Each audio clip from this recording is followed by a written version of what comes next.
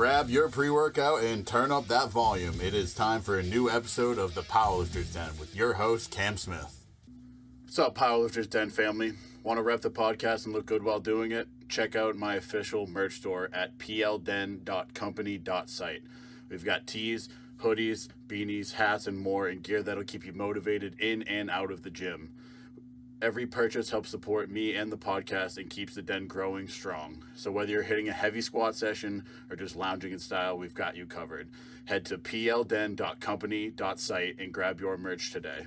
Hello, everybody. Welcome back to another episode of the Powerlifter's Den. I'm your host, Cam Smith, and today I wanted to bring on someone again that the last time he was on was December of 2023, one of the first years of the podcast, and I didn't even really know what multiply is, but this man has taught me a lot across the past few years, and now he's even an author. So, Bob, why don't you introduce yourself?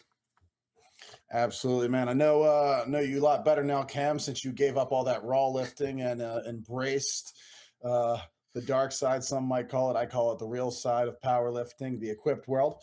But I was been competing since, or I can say I competed from now. Competed full power from 2007 up through RIP 2026. The good news is I'll never have to deadlift again, so that makes me happy. I'm continuing my venture into the bench only world. The author thing was just kind of something fun, so I did enjoy it, definitely like it, and kind of fun to talk about that. But I feel like everyone knows me from last time. I've been around a million years, so if they're watching, I probably don't need to do too much introducing. Yeah, so that as we talk about it. Yeah, so this will be a little bit of a different episode because, I mean, we're going to talk about like your kind of career, but in like a different way from the author's perspective of life rather than just like what did you hit on the platform over the years. So I guess before we kind of dive into the book, we can kind of talk about the inspiration for it. Like, was there a moment for you that was like, all right, I want to write a memoir? Or is it something that kind of just slowly grew? Weirdly enough, kind of both. So I've always been like a writer. I was published for the first time when I was in like grade school still. It's a funny story where my teacher said she doesn't give hundreds unless you're published, and I took that personal. So I started entering all these contests to try and get myself published so I could get 100, just because like I'm like, you can't tell me I'm not going to get 100. Like, I'm going to find a way kind of deal. That's sort of my personality. Title of the book's Moderation's for Cowards. It's like okay, I felt challenged. So always been a writer. Like my whole life, I have like an ongoing journal. I used to do paper journals, and then I turned it into like a long-standing Google Doc. So it was just something I had. So like I had a bunch of the stories all written down. Every meet, I do like a meet recap, talk about it. And then I was on vacation in El Salvador, and I'm sitting with my daughter, and she's reading some of the stories. And it's like she likes them. So then I'm kind of like, well, maybe if she likes them, other people might like them. So I turned it into like sort of like a compilation. And honestly, it was originally like almost 300 pages.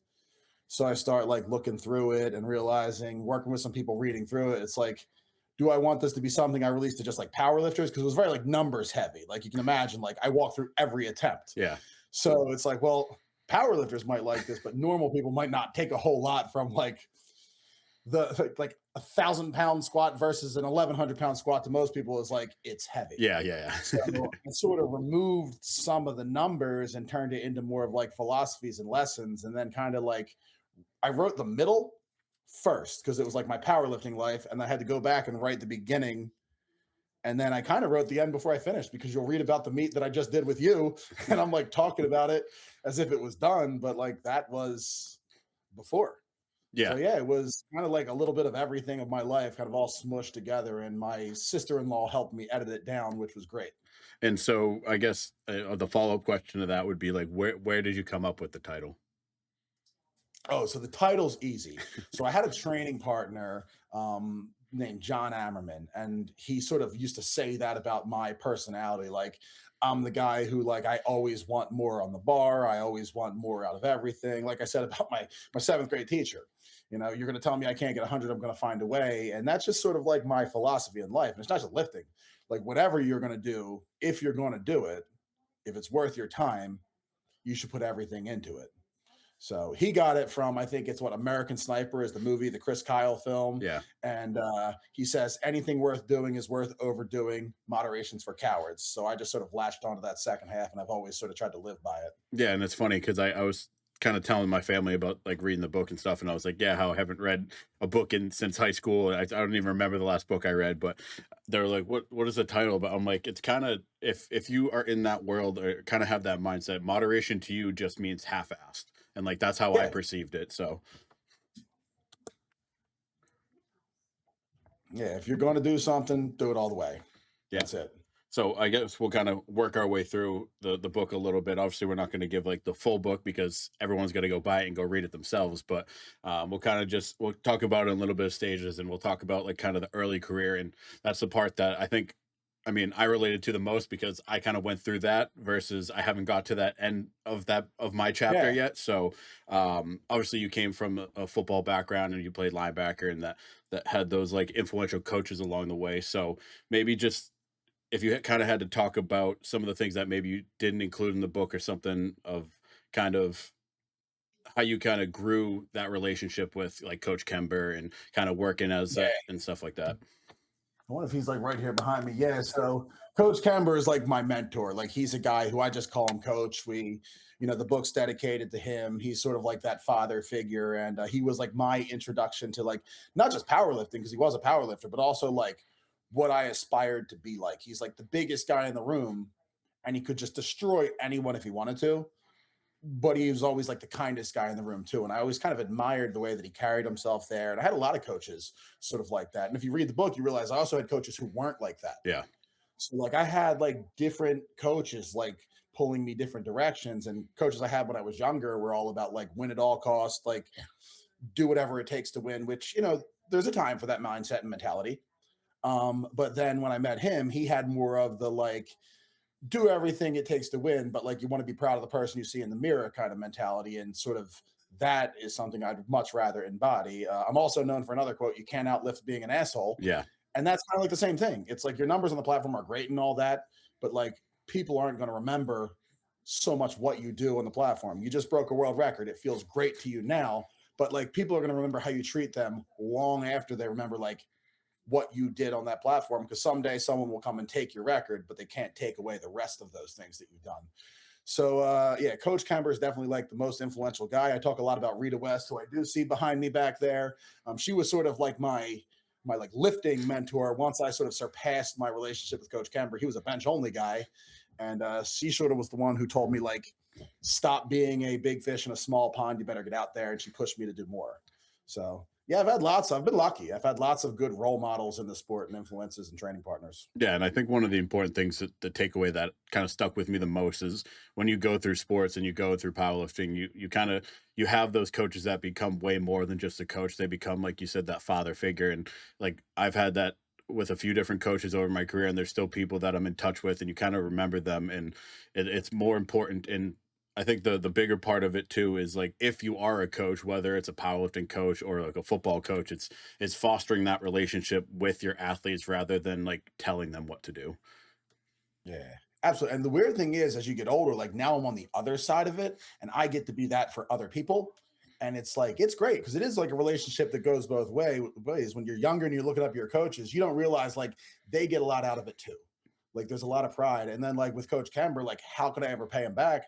The only way to pay him back is to take on new people and sort of like pass the lessons forward. So it is definitely like a mutually beneficial relationship. Like it's not just the coach or the player getting something out of it. Like you as a coach get something out of it too. I would be willing to bet you have younger lifters already that you sort of kind of like take under the wing. Like we all take Logan under the wing, for example. We take him under, and we share custody of that guy. But like that's how we pay back the people who did it for us. Yeah, and it's just like that the circle of life in that kind of world. But kind of going back to that first part of the book, I think a common running theme throughout it was the idea of fear, and it's something that it's a tool and like it's very useful, but it's adapted over the course of your career. And so Yeah. maybe tell us about kind of what fear meant to you as like a young athlete versus what fear means to you now.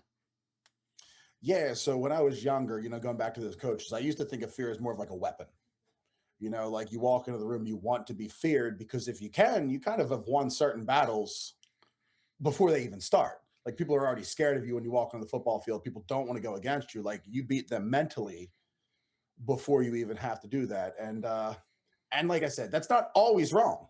Like you want to have a persona, you want to carry yourself, but like do you want people to be afraid of you or do you want them to sort of like fear you because of how good you are? Like there's a fear that comes with respect. Yeah. And as I grew older and as I learned, like you don't really want to be feared in that sense of like people being scared of the person you are. You want them to be like, crap, he's here. He works so hard. Like I don't know that I can keep up with him. And that way, and fear fostered through respect is a little bit different. It's like Machiavellian. You want to be loved and feared if you can, but if you can't have both, sometimes you have to rely on the old-fashioned fear. The other book I did where I just take a bunch of quotes, like there's a phrase that goes real well. It is better to be a warrior in a garden than a gardener in I a love war. that quote. Yeah. Like I love that quote because it's like, yeah, you can be ferocious, but take care of them flowers, but the gardener can't turn it on. So like you want to be the guy who can turn it on when you need to, but you don't want to have that. That's not the only tool in your tool bag. Yeah, and I kind of think of if you kind of relate it to football, if you think of like feared with respect, you can think of like, well, I mean, Tom Brady has his own like slew of like allegations and Oh yeah. whatever, but like he's someone that was feared but respected as a player. But then you have people like Ndamukong Suh, and it's like he was feared because he might end your career, and like that's I Yeah. think that's the easiest way to like compare the two. Yeah. And then so from obviously that football career and kind of making your way to the post football career, um, tell us about kind of adjusting to that new life because as someone who came out of college football, for me, it was I feel like it was maybe a little different than most because I was kind of content with ending my football career. Like my body was starting to fall apart, and I was like, all right, I put in the time, I put in my 15 years. Like I'm not going to really miss this. I'll miss some of the moments with the team, but in terms of like practicing and going and play and stuff, like it's not something that I kind of miss anymore. It's something that like I just look back Yeah. fondly on. I got a lot of parallels with that too. I mean, honestly, like football was a means to an end for me. Like I did love it. Like you said, I love things about the game that weren't the practice. I love like hanging out with my friends and having that camaraderie. I loved away games, like the bus rides and hotel time more and all. But like you said, like even when I was doing it, I found more joy in like winning in the weight room and a lot of the things that were associated with being a football player. And honestly, I did like, it's almost like its own fraternity. Like you've got people that you're connected to and you walk around campus, you see these people. Like I loved the experience. But yeah, when I was done, same thing here. Like I had some arena offers and it was like, I just don't want to do that anymore. Like I put in my time, like you said, college got a little boost there. So like it was kind of done. And so I was done with football, but I wasn't done being a competitor. So that's kind of where like the powerlifting aspect really got started because I had known about it.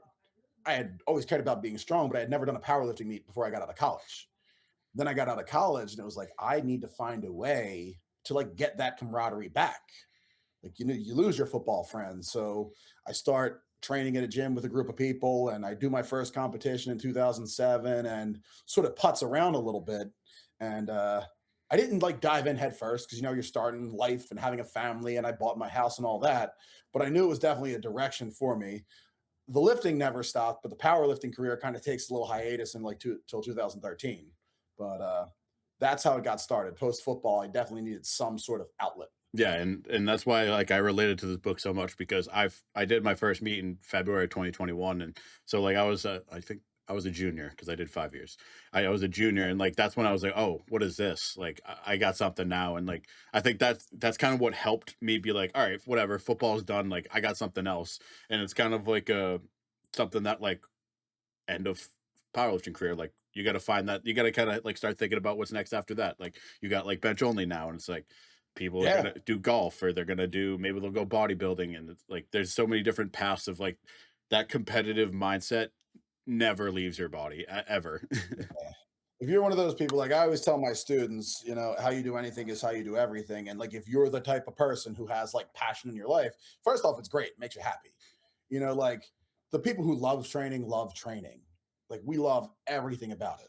Your body hurts, we still train. Like, why are you doing that? It's like because I don't know how to not do that, kind of is our answer. And like you see so much of that, and powerlifting has some of the most passionate people.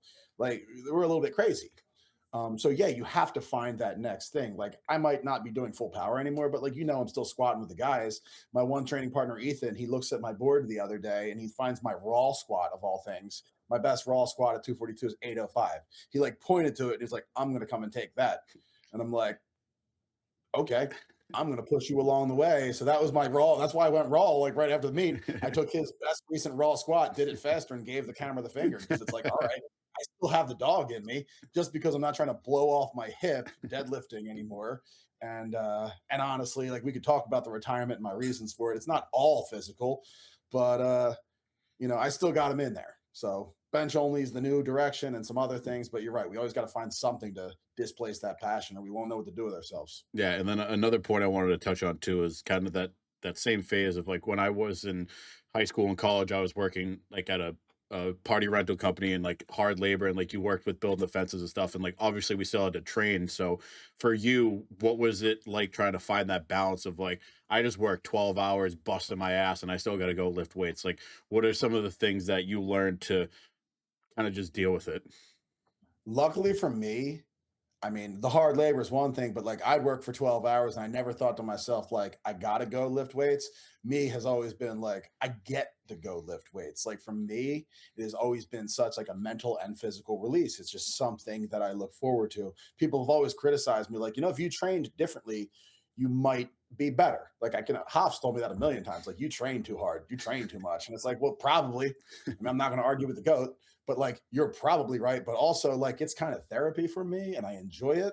So like I'm not willing to trade my joy. If I'm down, that's why the gym's in my house. If I'm down there 7 days a week, it's a good day. It's a good week. When I blew my leg off, I was sad. I had them tying bands to my hospital bed because I'm like, what am I going to do with these hours of the day? These are the lifting hours. Like, I don't know how to fill these hours any other way. So yeah, I mean, you learn a lot of lessons that when you're working hard like that and have to go train or get to go train, because it's obviously physically challenging, mentally challenging, and you have to also like find your balance by eliminating the things that don't help you. So, it's weird that I'll talk about balance, like moderation's for cowards, but also have balance. I talk about that. It's like balance means to me like cutting out the negative shit that doesn't help you. So like you can be all in on the things that matter. So be all in on, work because you have to, family because that's important, lifting or whatever sport you choose, coaching, whatever it is. But like if you're going to be all in on those things, you're going to find that there's only 24 hours in a day and we got to eat and sleep. So like you got to cut out the things that don't matter. For me, that's like a lot of the extra shit, the bar, the things like that. There's nothing wrong with it. You like those things, go do them. But like you have to find balance by cutting out some things. So Yeah, and it's funny because time is the biggest enemy of an ambitious person. So, but kind of with what you were saying about like the balance, I think I touched on this before, but the idea of like sacrifice for the sport, and everyone's like say it all the time, like, oh, we sacrifice so much, and it's like you really it's the same way as like moderation is half-assed. You really don't yeah, sacrifice anything because you're doing it because you have this goal and you want to do it. Like you're not sacrificing skipping a bar because you know that if you yeah. go to the bar, you're gonna fuck up your training and you want the training more than you want to have a hangover with your friends. Nothing drives me crazier than like, oh, I have to train, or like, oh, I'm sacrificed. And I've gone over this with people a million times. Like, we're lucky that we get to do this. Like, we are lucky. I volunteer with the Special Olympics powerlifting that's coming up in April, like in New Jersey. My guys run that, and it's like you see that, and you truly see like we are the lucky ones because like I'll be helping people who like these adaptive athletes. I'm like tying them down to benches with their belts, and I see people roll up in a wheelchair, get out of their wheelchair, and deadlift. So like how can we are the lucky ones that we get to push these boundaries and do the things that we do. And honestly, no one's getting rich from it. Yeah. Maybe Mark Bell, like no one's really getting rich from it. So like we don't have to do anything. We get to do it. We choose to do it. And I think that's kind of part of what makes it great though. I love that we're not getting rich because that's true passion. No one's doing this to collect a paycheck or really internet fame or anything like that. Like we truly love it. And you can find that out, especially in the multiply community, that we love it because like reach out to someone and ask them for help, and they'll be like as excited to help you as you are to get their help. Yeah. Like we love helping people. It's like, what, you need a bench shirt? I've got two. Like, here you go. It's like one of us. Join. And I think that's one of the reasons that multiply is so obviously like I always talk about the community and stuff, but the other thing too is just kind of like that passion's so different because like you said, the whole internet fame thing. Like I always said if Instagram was deleted tomorrow, 50% of powerlifters would stop powerlifting. And Gone. but I guarantee none of them would be multiply. No.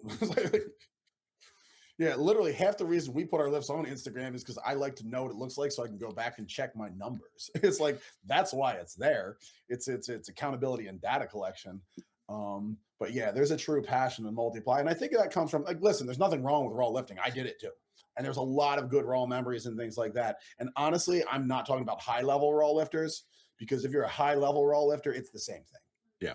You're not a tourist, you're there, you got the same drive. I have lots of friends that I came up with that are like that. But there's just something about multiply, like the dedication that it takes and the friendships you bond. I mean, you're literally putting your lives in people's hands and trusting them. And it just takes so much patience and time together to like figure things out that like you form like a different relationship. And people that go through that, even if you don't know them that well, that's why meets are so fun. It's like I assume that we're going to be friends because we've shared so many common experiences, even if we don't really know each other. Like I know your friends are probably like my friends because we've all walked a similar path, and it's just real easy for us to sort of make those connections. That's why meets feel like family reunions. Yeah, and then the next part I wanted to kind of dive into is the parallels with your professional career in powerlifting, and kind of maybe just talk about some of the things that you learned as a teacher that you've kind of brought into powerlifting. I know you like to share stories and like kind of mentor other people, but maybe some of the things that you didn't expect to learn as a teacher. Yeah, I mean, it things I've learned as a teacher help me in powerlifting. Things I've learned in powerlifting have helped me as a teacher. Like it's just kind of that thing. Like if you're willing and opening to learn, you're going to take lessons from sort of everything that you do. So again, the same things I tell my lifters, I tell my students. So like I said, how you do anything is how you do everything. That is a life lesson. Helps with powerlifting, helps in school. The patience that it takes to be good in multiply.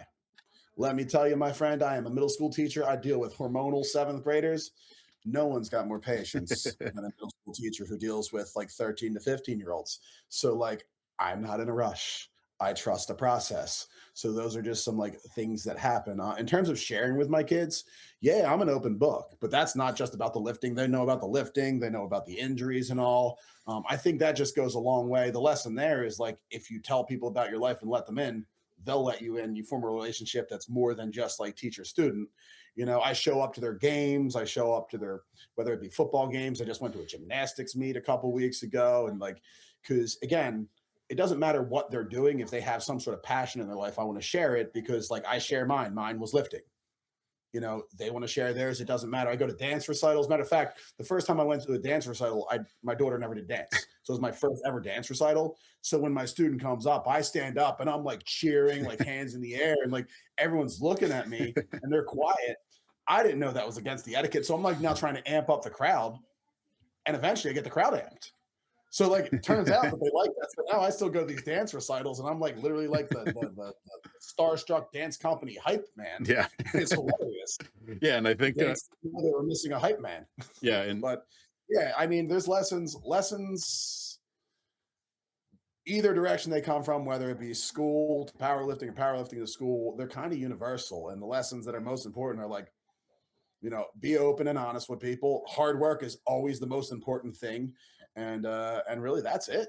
yeah, and the thing you mentioned with the whole idea of like you were saying going to the first dance recital, like the idea of kind of sharing passions, and it's one of those things that I think I'm missing in a lot of relationships, whether it's a friendship or an actual relationship. It's not you don't have to like what they're doing. You just have to be enthusiastic for them. And I think Yeah. that's missing in the world in general. I agree, and I think sometimes that's why I like enjoy going to like the weirder sports. Like I go to like the equestrian riding thing, or like the gymnastics, or like the competitive cheer meet where I don't know what's going on, but I can like look at my student in the corner, and like when they're locked in, I'm like, oh, I know that look. That's my like I know that look. You know that look. That's like the I'm getting ready to do my thing look. Like it's not the same when you go to like a rec basketball game. And there's again nothing wrong with that. I love all the sports. Do them. Learn the teamwork lessons. Do the things. But like when someone is doing a sport because they just want to do a sport. That was kind of like us with football, or when someone's doing a sport because like not doing it would make them depressed. Like this is a part of their life and a lifestyle that they cannot do without. And that's when the passion hits. And that's what I love watching. Like there's nothing better than seeing someone do the thing that makes them like happy to wake up in the morning. Yeah, and that's a huge thing too with the powerlifting. It's like I think the difference with multiply, like obviously it's there's a ton of differences, but I think one of the bigger differences is just the level of passion because there's way once you kind of go into multiply, you don't really see people make a tour in multiply. It's like they're doing Yeah. this now. Yeah. Plenty of people start and like, no, this isn't for me. But like once you do that meet, that's why we always say, like, when you do a multiply meet, what should my goal be? Get through it. Get through it. And then you'll be addicted. And then you start working on how to make things better. And I also just love the chess game that multiply is in a sense that like being strong is great. But like I love like how tight can I make my gear? The same things that people criticize it for, like, oh, you're cheating. I'm like, well, not really, because those are the rules. Like this drag racing, like how tight can I wear my briefs? Can I add an extra ply? Like yank on that strap, wrap my knees as tight as possible. It's like, man, we all got the same opportunities. So it's not cheating. Yeah. But like I love like if it's just you versus a bar, and again, raw lifting's great, but it's just you versus the bar. You can only do so much. You miss an attempt, you probably weren't strong enough. I trust me, you didn't misgroove it raw. But in a bench shirt, it's like, all right, I missed that. Change the collar, tighten my sleeves, torque things around, and you can come back and get it.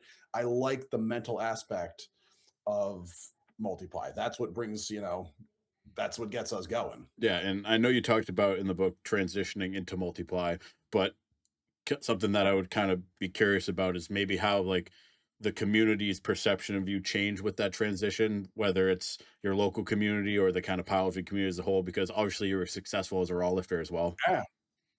It's funny, actually, like right behind me, like the Dave Kirchin book. Everyone knows that. Where's the gear book? There we go. Haven't read it, but Kirchin's it's book. now on my list. Now that It's I'm a I'll tell you reader what's now. great. Yes. So Dave Kirchin, actually, man, I got to shout out to Dave Kirchin because number one, he wrote a book. I wrote a book because like I'm like, oh, cool, powerlifters can write books. I can word good. Like, so there you go. And then like when I walked off that walk off at Holy Wars, that was like a total. When I saw Dave Kirchin do that at the WPO semis at the Arnold in 2020, he dropped his belt and walked out and hugged his family. That was like a moment for me. Like I was one of those guys where it was like, I'm going to go out bloody. Like you're going to drag me off this platform. And I saw that and I'm like, you know what? That looked awesome. Like that looked like such a moment where he looked like he was calm and at peace. And I actually talked to him about it. And I'm like, I'm not there yet, but how did you know? He's like, you'll know. And then like he was right. So yeah, definitely. In terms of like the transition, yeah, I was a pretty good raw lifter. I mean, I had second place in the Arnold. I had top 10 squats in 3 different weight classes. Over 800 at 242, close to 800 at 220. Back when that was like still great. Yeah. Because my raw days were like up until 2014, 15 or so, the Dan Green era when it was like him and all them just crushing it. So when I made the transition, you get the gentle ribbings, this, that, and the other, but it wasn't as bad as you might think because those guys just knew strong was strong. Yeah. And again, it's really not the top level raw guys that give you a hard time. The funny thing has come much later. So like I've been around a long time. So like I think I did my last raw meet. I want to say it was like 2018, and I did it with no prep. Someone basically called me out, and this is a very like Bob Merkh story. One of my buddies called me out. And he was making fun of me for being a multiply lifter, and I'm like, bro, I can take off the gear and still be strong. And he's like, prove it. I'm like, okay. So I squatted the PR. Hadn't taken a raw squat in at that point probably 2 years. Squatted 810. So it's like you take my magic suit off, I'm still strong. But as I moved on, and a lot of the raw lifters, because raw lifters they got to fade away and retire. Yeah. We're transitioning to multiply. We're taking new people. All right, I just opened up a spot, but and I think you're going to see that honestly because of the growth of raw, you are going to see people bounce into multiply. But the funny thing was, like, as I got good later in my career multiply, I got to hear from people 10, 15 years younger than me how I wasn't strong raw, how I could never do these raw things, and I'm just thinking like I'm just an open powerlifting click away from proving how much stronger than you I was. Like I benched 490 at 220 back when that was still cool. Yeah. Okay. So like I'm getting made fun of these people and they just don't do their homework. And that's a lot of thing with a lot of young raw lifters is the internet powerlifters, they don't look at the history. Like equipped lifting, we love the history. Yeah. I know the numbers, but it ain't about the numbers. Like I could tell you Chuck V because he's my idol. I could tell you his best total, but it's irrelevant because I would never put myself on that pedestal with him. Yeah, and that's it's funny that because obviously we did Holy Wars and we know how the internet perceived that, and it's kind of one of those things. It's funny Yeah. how, like you said, do your homework, and it's like you look at all these comments, and it's like 17-year-old kids with 1,400-pound totals, and you're like, you just shut the fuck up. You don't even know what you're talking about. I did have Yeah. it's I did have one person comment had like a 2,200 sleeve total. I was like, all right, he can have this one because he would destroy Yeah. me. But like, it's like the people that don't know what the fuck they're talking about, it's like that's why the internet sucks now. And also, like that, those comments got me cracking up because, like, all right, we were there. It wasn't nearly what they make it out to be. Bad squats, bad calls happen in every sport. But the funny thing is, like, is it a sport or is it not? Because we're athletes, and as an athlete who's done other sports, I'll be the first one to tell you, you adjust to the day. So I'm taking taps all day. If they want to call my handler up and it's a little bit higher than I feel is a depth, it's like, cool, great.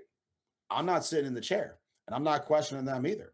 So it's the same thing as if you have an umpire who's got like a couple inches off the plate, like I'm going to see if I can stretch it. Yeah. I'm not going to throw it over the middle because I don't want to lose because it's a sport and winners are there to compete. Right? So that's like the only time I would ever complain is if I saw things that were like disparities and I none of that there. So I'm like, you know what? If you weren't there and if your records weren't taken, then just shut your fucking mouth because it doesn't matter. Yeah, and it's like the big word that everyone loves to use is integrity. It's like fuck your integrity. If you're an untested athlete, there's no integrity. There's no integrity to begin with. Like if you're an IPF like zealot and you do everything by the book and you're super Yeah. square and you out total everyone in the world, cool. Be on your pedestal, do whatever you want. But no one's like that. Have fun. We'd love to come and watch, but I don't think we're welcome in there. I don't think we can buy tickets and come through the front door. So we'll have to see on the internet. Yeah, it's funny when the new IPF rules came out. I was like, imagine if we just brought a bunch of multiply guys to an IPF meet. No one would make Yeah, it through the opening squats. they wouldn't be allowed to talk to us either.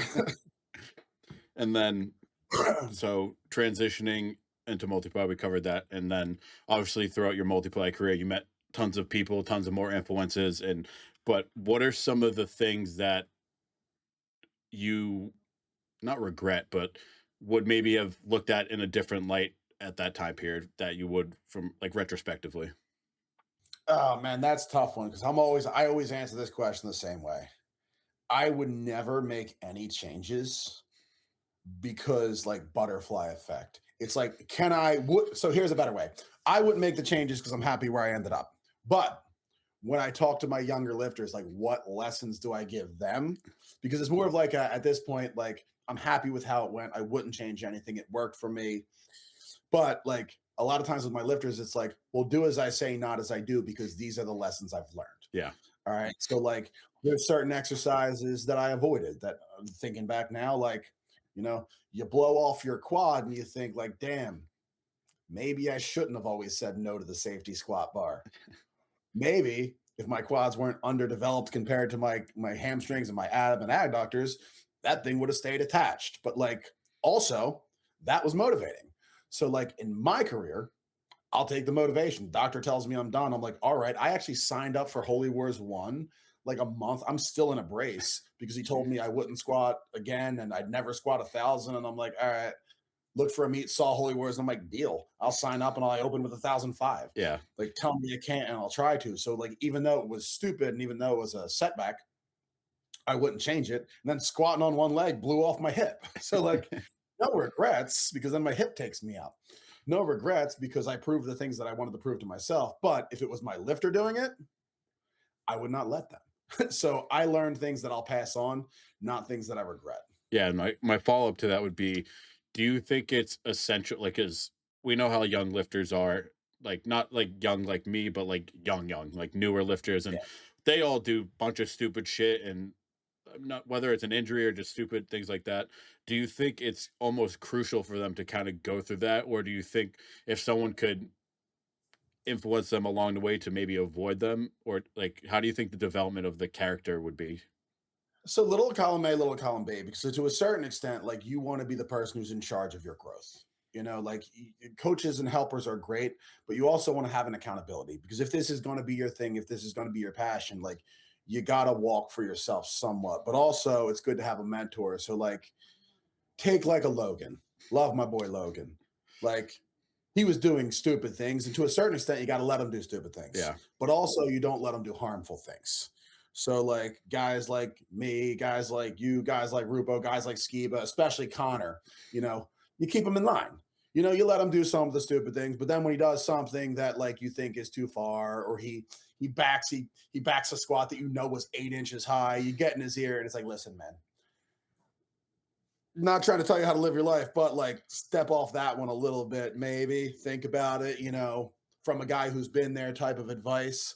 So you definitely want to let them walk their own path, but you don't want them in your shadow, but you kind of walk alongside and you keep guiding them when they step astray. Um, so definitely a little bit of both. But I do think it's important that people develop some things for themselves. And honestly, failure is the best teacher. So sometimes you gotta learn through experience. You just hope it's not too catastrophic. Yeah, and I like to say like no one ever learns from success. Like you only learn from failure. So it's like that's kind of why that I asked that question of like you do have to kind of let them off their leash to a point. And so my follow up to that would be like where or what have you learned to like kind of gauge it? Like how what's like the marker of like all right maybe this is too far or maybe this will be a good lesson for him. Like how did you kind of develop that skill over the years? So basically, you're just trying to keep people from getting hurt. Like that's the one thing. Not getting injured, like taking themselves out, because you don't want a lesson to cost someone, you know, a quad. Like I was through that. That was detrimental. It was hard. That was like my first major injury. Like the first one that really put me down and made me think like I don't know if I'm done. So really it's like let them walk, let them make the stupid mistakes, you know, let them overtrain where they're going to be tired and things like that. Let them choose the wrong accessories. Let them avoid a bar until they develop a weakness, and then you can tell them why you were right. But like, don't let them take that attempt where they're throwing a wheel on after a sketchy attempt with 90 pounds less. Like, step in and be like, no, not today. Yeah. So you're just trying to keep people from getting hurt. But like you said, you're not going to learn if you're always successful. So you need to let them fail, but like fail safely. And again, that's the other good thing about multiply is you're never alone. Like raw, you don't have like I mean, some raw people train in groups, but like think about it. They really don't have that. Like there's very few multiply lifters and even less successful ones who train alone or even with a small group. Like we're like 5+ minimum. Yeah. So you don't just have one guy like and honestly, my training partners got really good at that towards the end. Like I'd be like, I'm going to take another, and like I'd look at the collective faces, and it wasn't they didn't even tell me no. Like it was just Yeah. like a look of like that's not a good idea. So it took me almost 20 years under the bar to learn to listen to some of those looks. But I got there eventually, and now that's it's you have people looking out for you, and they don't tell you no per se, but they just kind of like let you know like that ain't the move today. And if you respect your training partners, which you should because you put your life in their hands, you got to kind of listen to those pieces of advice. Yeah, and I think the one a trait that powerlifters has is stubbornness, and I think like when you have a crew that's developed like that, like you said, you get that look, you kind of just know. But what do you think it takes to kind of get to that level? Do you think it's just something that's time, or is there something that there's something else missing from that, like a crew that might be missing that factor? I mean, definitely time together builds that. Like your guys get to know you, you get to know your guys. The more you trust them, the more they trust you. It sort of goes both ways like that. Um, but again, there's also people who come in. Like I have a lifter, Anthony, who came in and I like he gained my respect right away, and I trusted him with like a lot of my training. So you kind of just go with the personalities that work and the advice that works.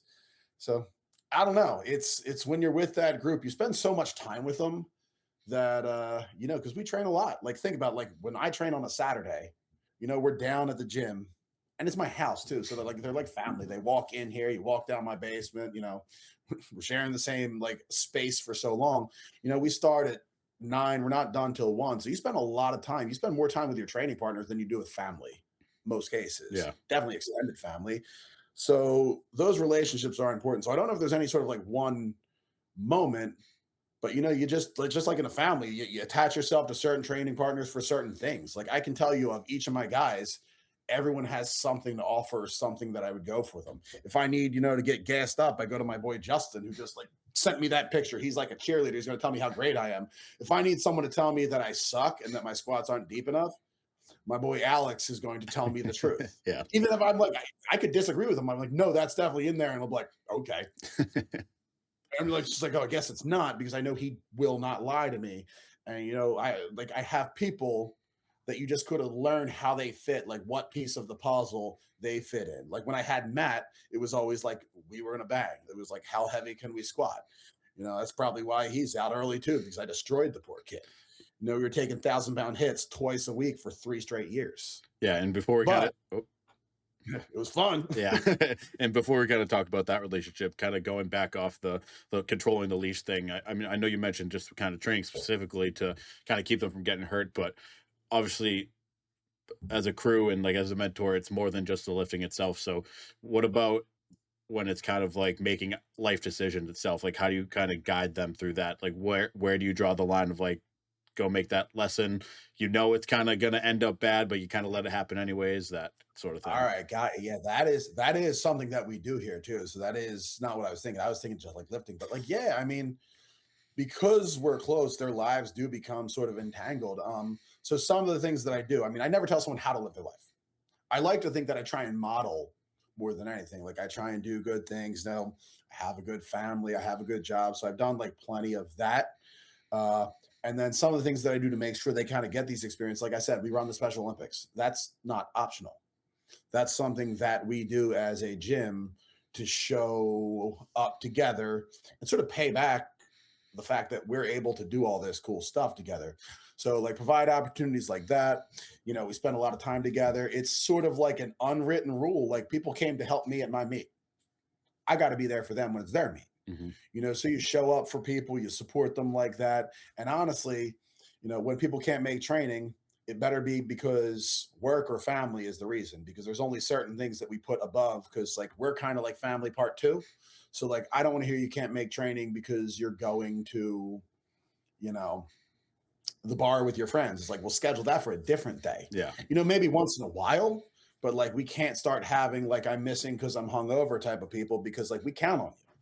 And it might be for something as stupid as a hobby, but like it's our hobby and we're passionate about it. So, number one, try and model the stuff and like that, provide opportunities like the Special Olympics, but honestly, just being there for each other. It's kind of like our weird Island of Misfits extended family, just like everyone else's training group.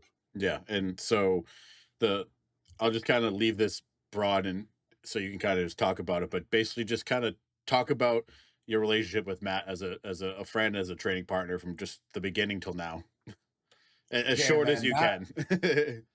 Yeah, man, that would be a hard one. I can do it quick. That's a lot of the book. Like Matt's in a lot of it, because Matt was someone who came into my world when he was like a baby. He's young. Like he was lifting at a high level when he was a teenager. 16, 17. We did our first meet together in 2017. He was on the main stage, bench only at the Arnold. And back then he was a bench only guy. We brought him in because we were all going to be out there, and he didn't have like a huge training group, and instantly liked the kid. He was like a very old 17, like had a great job, already kind of had a career, kind of had his, like, you forget you're talking to like a kid. And then as our relationship grew, like it started as like, I'm the mentor and I'm going to show him the way. He became like a side project, but very quickly it developed into like, this is the guy who's going to push me. I mean, he'll let you know he still out squats me. He squatted 12. I never did. He likes to remind me. And then I really turned into a weight class guy. I'm like, well, my 1165 was at 275. Like I turned into the guy I hate real quick when it comes to him. But yeah, like we turned into the crazy ones who would push each other every single week. It just became like a relationship. For him, it was like he's chasing me, but for me, it was probably more important because he's part of the reason I was able to stay around. Because like when he would smell blood in the water, like if I'm having an off day, if I'm feeling beat up, like there was no sympathy there. It was like, today's the day I bury the old man. And then for me, that's what I needed to be like, I got to take one more, because I'm not going to let this kid. It's kind of like the relationship with your dad. Like it's hard to beat that guy because he's who raised you. It's like, no, I'm going to be the one today. I'm going to remind the kid who's boss. Yeah. So, like, it was, I hope to say, I don't want to speak for Matt, but I think it was definitely mutually beneficial. You know, we got to do some WPOs together. We rose through the ranks together. We competed for lots of years together. It crushed me when he was gone. You got to realize the same time where he kind of like stepped away, he steps away. I blow off my quad. It's like it was a dark. We had some dark days. Yeah. So, but then when he came back before this last one, it was like this feels like the way it should go. So it was very important. So seeing my my vans next to his vans on that platform felt like a good moment for us. And now we're all training together and having fun again. We just don't have to worry about destroying ourselves. I never have to deadlift if I don't want to. Yeah, and I think one of the the weird things about this book and how I kind of I mentioned to you like why I relate to it so much, like it almost felt like I was reading like what my journey's going to be. Like I can kind of see like if I was Matt and John was you, and it's kind of like that same thing, like same age gap. Like I'm trying to push him. Like I know he's doing bodybuilding now, but it's just like the same journey, and that's why like I tried to pull some lessons from it and kind of learn maybe some of the things or some of the things where I'm missing the mark on, or maybe some of the things that I didn't think about in the stage of the book where was at a couple years ago. Yeah, and that's cool because that was kind of like my hope. Like I was writing it for people to take something from. That's why it was like less about the numbers and the lifting and more about like this is the path you're going to walk, and like it ain't easy, but it's worth it kind of deal. Like people, would you do it again? Absolutely, I would do everything again.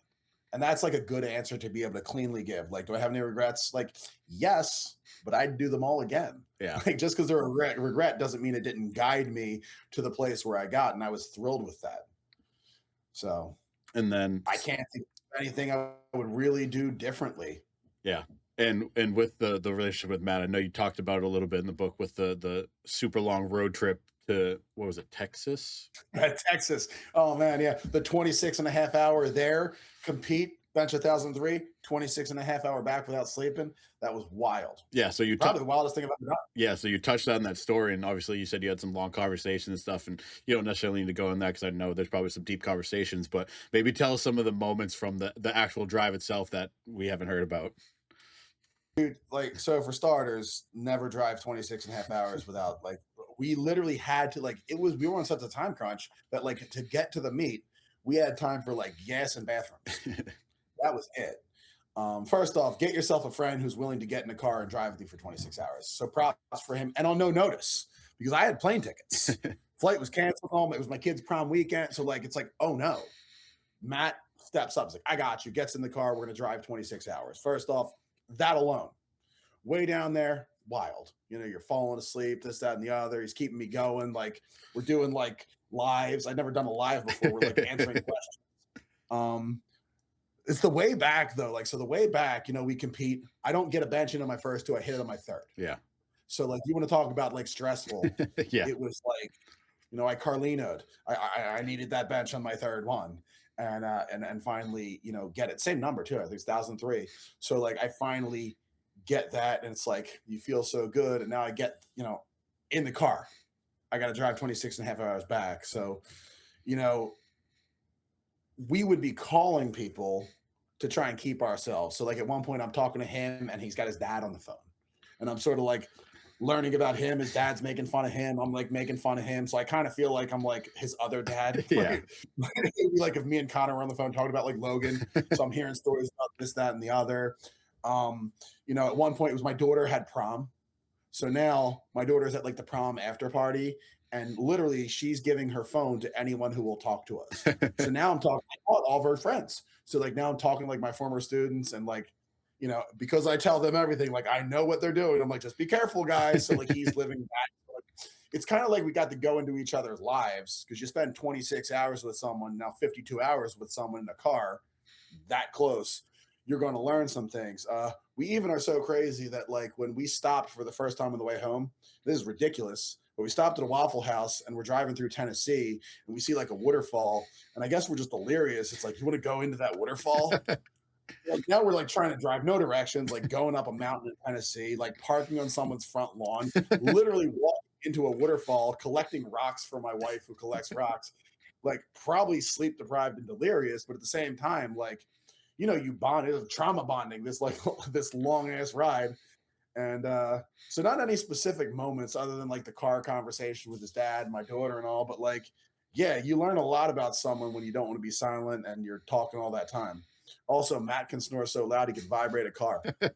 Yeah, and just not even powerlifting aside, like a good long road trip with a close friend is like it's an unforgettable experience. Always, there's Yeah, always some I mean, stupid like, shit that that definitely happens. Like, brought us the closest together. There's like so many funny stories, like just something like ridiculous ideas sound like good ideas. It's like we're in Louisiana, isn't that where Popeyes is from? It's like yeah, it's like we should go to Popeyes. It's like road trip to Popeyes. Like that's what you're doing. That's what we ate in Louisiana on our way to Texas. It's like yeah, it was definitely an experience I loved, but I would not do again. Like I said, that was one of the hardest things I ever did. yeah, and so we'll spend the last like 10 minutes on the final chapter of your full power career, not your career. I Um, like that. Yeah, just bench only Bob. I'm Carlino. It figures the time I decide I'm going to go bench and he's only, going full Carlino's like, power. I guess I'll do full power. Yeah, but so I guess first, when did you decide like this was going to be the last one? I know you kind of had the few planned out, but what made you decide Holy Wars 3? That's when the shoes are hitting the platform. So the short version of the story, you probably see my scans. Like I go after I tore my quad. I've been in touch with like I've been at the orthopedic more times in the last couple of years than people know about. Torn quad, torn deltoid. Having some issues with my L5S1, like every power lifter. Having some severe herniations in my neck. Um, my hip though, my doctor tells me like you need a new hip. I'm like, all right, well, cool. Can I still squat? He's like, no, you don't understand. Like, I don't want you to get the hip now because if I replace your hip at 42, like you're going to need another one. That's a bad operation. Yeah. And I'm like, whatever. And he's like, no, again. And I have a good doctor. Like he's orthopedic. He did Carson Wentz's knee. Like he's great. He's been great to me. And I trust him. I believe him because like he didn't say I couldn't. He just said I shouldn't. And that's a big difference from a doctor. Like I'll fix you. You'll squat, but you'll regret it. And I'm like, nah. He's like, if you have grandkids and I have to replace your hip at 60 and like you're in a wheelchair, walk with a cane, like think about it.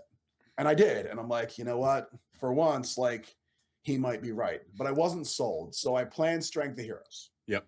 So we were there too. We did Strength of Heroes together. Mm-hmm. So I planned that when I'm like, here's what I'm going to do. I'm going to put everything I have into this training cycle. I'm not going to worry about my weight. I'm going to do the things I'm willing to do. I'm going to see what I got left. And I'm going to push it. I'm going to redline a little bit the body and see like, and I hadn't done that in a while because again, I was still coming back from the quad tear, but I'm like, let's see what I got left. And I did. And I had a good meet. Matter of fact, people would get mad at me, actually. I shouldn't say I had a good meet. I had a great meet by all standards. I totaled 2,800. Bench 1105, which is like a PR for me. And it's my first PR so it's like a great day. Yeah. But it's 105 pounds less than my best in like the same apples to apples type of competition. Yep. I remember sitting and thinking, like, it's not that I'm not happy. It's that, like, I don't think there's any way left to come up with 110 pounds. Yeah. I just can't. The math doesn't work. And there's nothing wrong with continuing to compete if you want to. But the whole moderation for cowards mentality, like, do I want to be the guy who's just showing up and he's like still good enough to be there, still good enough to show up, but like the podium is now beyond him kind of person. And I'm like, no, that's just not me. It's not like I want to be around powerlifting. I'm not saying I'm not going to come to the meets. I want to be involved. I want to spot, handle, load, judge, whatever. But like, I don't have it in me to like go out that way. I remember in 2014, I was doing that Arnold when Chuck did his last meet. And I mean, I love Chuck, but watching him total like 22 something is hard, with like a 490 bench or something, multiply. It's just like, and I didn't really want that. So I kind of knew at that point. I chose Holy Wars because it's like you choose a meet where I still want to be with all the big ones, the people I came up with, the ones who are left. And, you want to choose that meet and go out with your friends. But also, I needed some kind of challenge. So that's why the cut to 242. I'm like, all right, what can I do to make this? Like, I have to suffer one last time. Yeah. Like, I'm not hitting any PRs at 75 or 08. Those things are spoken for. 242. There you go. So like that was it. So I knew like simply finishing a meet is like PR city. Yep. Hitting an 1,100 pound squat, I got to be honest with you, like going over 11 again, which I have to thank both Bobby and Danny because like it was not in the cards. It was not in the training. I don't know that it was like, but I called for it because my second was great. And then I had to watch Bobby and Danny both hit it. It was both of their first 11s. Yep. So I'm like, all right, well, I guess this is my first 11-2 on this new leg and Yep. in this weight class. So like I want to be one of the cool guys. So like it was very important watching them hit it because that gave me that just that little edge that I needed. But yeah, so like I kind of knew going obviously leading up to that when I didn't even train the same. So like I knew I wanted the squat, so I trained hard for that. I didn't even buy a new bench shirt. I actually, it's funny if you looked at the bench shirt I was It wearing, was, oh my god. it was my first ever bench shirt from my first ever meet. That's cool. So I did that almost like as like a little piece of like closure. It was held together by like the patches had patches on it. I wish I had it up here to like show people. It Yeah. is like by no means should it be worn. Gum and duct tape. Certainly not as a 242 because like I was like 308 when I wore it. But I'm like, since I don't care, I'm gonna wear this as sort of like a little piece of me. I almost left that on the platform, but I want that like shadow boxed in my gym because it's hilarious looking, looks like Frankenstein. But then yeah, I did exactly what I wanted to do. Total 10 times body weight, exactly. 20, 24, 20, perfect. Yep. Did the squat I wanted to do, great.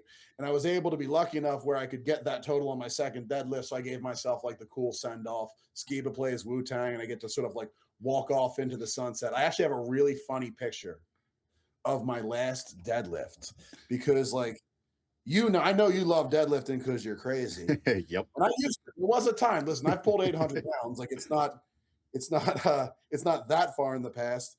But there's this picture right here where you can just tell, like, this is true happiness. This is right before my last ever. And I'm looking at my wife, and it's like, never again will you see me doing this. And I'm like, I don't know that I've ever smiled on the platform before a lift in my entire life. But I remember just thinking, like, well, win or lose, this is it. Yeah. So, And as and I got the cool walk off. yeah, and as far as the prep going with you kinda knowing it being your last meet, like, what was some of the emotions and the kinda the experience of that last prep for you? Is it something that you kinda maybe took it all in more than previous preps? Like If you ask my training partners, they would say it took me an entire career to get smart. It was probably the first time in a training cycle where I'd be like, no, that one's a good one. I'm going to end there. And they'd be like, what? You smoked it. I'm like, yeah, I know I could do more. I'm just not going to. So, like, you realize if you had trained like this the past 15 years, I'm like, yeah. But I was really like inside, like just trying to come into this one like healthy. I wanted to be feeling good. I wanted to enjoy it. I definitely think I took a little bit more time to enjoy things. I had Matt back. So, like, I'm with Matt again. I'm with the whole squad. We kind of had our whole group kind of coming to be around again. Another guy, Lou, my lifter Lou, he had gone away too. He came back. So it kind of felt like, it's like Tom Brady when he goes to the Bucks. You know, he gets Gronk back. He gets Gronk there with him. You rebuild that team and you have kind of one last ride together, and you definitely value it more and appreciate it more. And kind of not putting everything into it the way that I normally did was on purpose. Like I wanted to really like enjoy things and go out the way I wanted to go out. Like this wasn't a meet I was trying to win. It was, I was trying to sort of like savor. And I got exactly what I wanted. It was an awesome meet. I mean, the meet itself was fantastic. You look at some of the stuff, and like for me, the thing I'm going to be known for from this meet is it's my last one. And yeah. that's good. Like that matters. It's like not the biggest squat, not the biggest bench, not the biggest total, not on the podium. I've done those things plenty of times. You only get one shot to have like your final farewell and curtain call. And it was kind of exactly how I pictured it. So thanks again to Dave Kirchen for showing me the way there.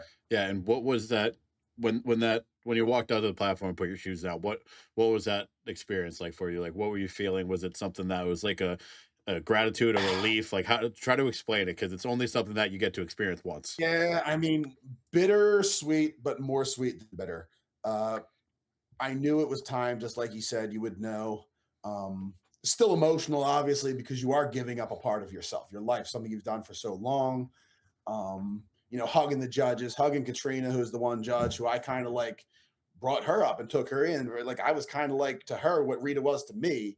So like sort of like giving and having that moment with her, walking out, hugging my wife and kid who were there watching, like heavy, definitely some sad, but like I said, I the moment's right when it's right, and I got to be very present in it. Like I got to really like I got to like Rupo knew I was laying the shoes down, so like I got to sort of like I got to write my own, literally got to write my own chapter, and I literally wrote it before I did it. Yeah. Like I Babe Ruthed it. I'm like, this is what I'm going to do. I wrote the book. The book was published. I got proof. I'm going to go there. I'm going to make the cut. I'm going to do these things, and I'm going to walk away. I don't think anyone would have believed me because I have a history of like showing up at meets and competing all the time. But it was time, and it's that version of me is gone. You'll see me on the bench press. I'm not going to say you'll never see me squatting again because I'm going to still squat because I like it. But I will say you'll probably never see me deadlifting again. But you'll never see me squatting again really at a meet for something like that. Okay, so I'm gonna come down there and we're gonna deadlift.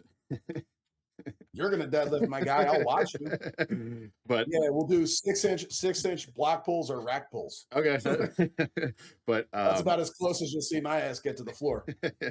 so I need before my posterior chain still, so it'll be conventional block pulls. There you go. all right, Raw.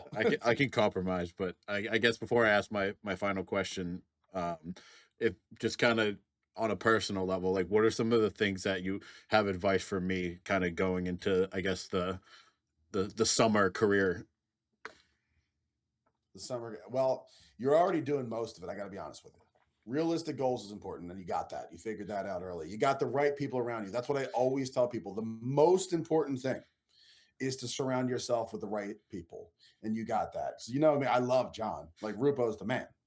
So you're there. You got the right people. You got the right environment. You got the right attitude. So like those are the big things. The little things. Enjoy the glory days while you're in them because like you don't know it and no one tells you. Like you never know when your last one's going to be. I was kind of lucky that I got to kind of have that, but it was almost taken from me. So like don't take those moments for granted. Enjoy those glory days. Go into things with the right attitude, like we talked about, like I have to train versus I get to train. You never have to train. None of us do. We are very lucky to do the things that we get to do, and especially like to do it with the people that we do. Like we have found this like weird part of sport where like all the people are pretty awesome for the most part. For the most part, I can think of a couple that are pretty hated, Yeah. but they'll stay that way, I swear. But That was smooth. oh yeah. But anyway, a little shout. But honestly, enjoy the days while you're in them. Hard work is always going to be the most important thing. Try not to be too stupid, but be a little bit stupid sometimes.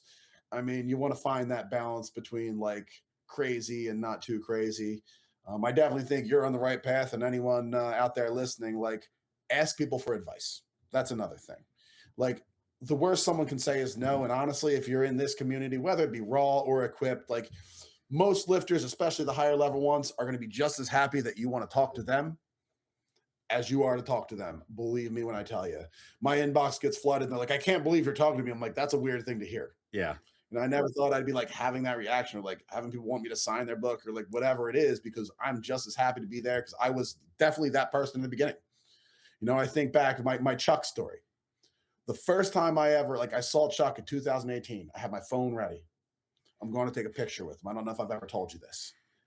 And I see a kid, he's standing there with Chuck with his dad, and they're taking pictures. I'm like, perfect. They'll take my picture. Like, this is a guy who I've idolized. And as I walk up to him, he's literally like, hey, Bob, nice squat. Because I had just squatted 1129 at the WPO. And I'm just like, thanks, Chuck. Just keep walking. I'm like, because cooler than any picture was like the acknowledgement of like, I was kind of his peer Yeah. for that second. So, find the right people to look up to and work so hard that eventually they're your rivals, not your heroes. Yeah, and I think I'm gonna skip the last question because I mean you kind of answered that as well, and you've done it before. So I'll kind of finish this off with what you wrote in your book for me, and it's I hope that I hope that you learn how to bench as well as you squat and pull. I'm happy to leave the platform in good hands. And so kind of just wrap things up, I wanted to thank you again for everything you've done in the community, but everything you've done as not only just a lifter, but as a mentor. And I think we all appreciate what you've done for the sport. Thank you so much, man. Like I said, it's guys like you, Logan, Tristan, Breen, my boy, like the younger generation, even Rupo's still a baby. Like I can now finally, it's been a long time since I've seen the up and coming because it's been like me, Danny, Chris, Dave. It's been so long. And now I can see like a new fire. And that was honestly a big part of it for me. It's like I needed to know that things are going to carry on. I'm going to have people to watch. And now I got that. It's like, all right, cool. I've done enough. I will watch them and I will be a fan as much as I am as a competitor now. Yeah. Well, I wanted to thank you again for taking the time to come on. And if you want to just kind of tell everybody about where to get your book and the other book you just released too. Oh yeah, absolutely, man. The other one's going to be free, so you'll have to let me know specifically when this is going to air because Amazon lets me make it free for 7 days. So I made it free. So it's free like right now as we speak for a couple days. But when this airs, it's going to be free for 4 days after that. It's kind of like a thank you. All that book was like a collection of quotes and from different people, everything from like Yoda to Kobe Bryant to like Ben Franklin to Gina Davis, an actress. Like, and the reason I wrote is I found that like success has common traits that we talked about: hard work, not caring what other people think about you, doing the hard thing because it's hard. That's my Tom Brady quote. When they asked him about playing football, he's like, because it's hard. Yeah. Because you learn lessons from doing hard things and you take those lessons and you do other hard things. So that book is just like who they are, what's their quote, and sort of what it means to me. And then hopefully people read it and like take what it means to them and use that as like sort of like a read through to keep pushing yourself. The Moderations for Cowards books is just kind of my life. You can get them both on Amazon. I have the link in my bio, but honestly, if no one ever bought either one of them, they still served exactly the goal that they needed to for me. And the people that read them, if they like them, I hope they do, and take some lessons away from it. But yeah, it was definitely like cathartic. It was fun to do and have my daughter and family read. And now forever, if anyone wants to know about my life, I can just be like, there you go. There it is. Yep. Yeah, for sure. And like I said, once again, thanks for joining me again. And obviously we'll be in touch soon. Yes, sir. That's it. Listen, I don't have a beard. I've got this glorious mustache. But even this stash deserves elite care. That's where Wicked Wolf Beard Co. comes into play. Their oils and balms keep the face fuzz fresh, soft, and ready for action. No crusty cowboy nonsense here. It smells great, feels great, and makes me look more like I lift heavy things. Beard, mustache, or something in between, Wicked Wolf's got your mug covered. Wicked Wolf Beard Co. Respect the stash. Head on over to Wicked Wolf Beard Co. and use code PLDEN for 25% off your order.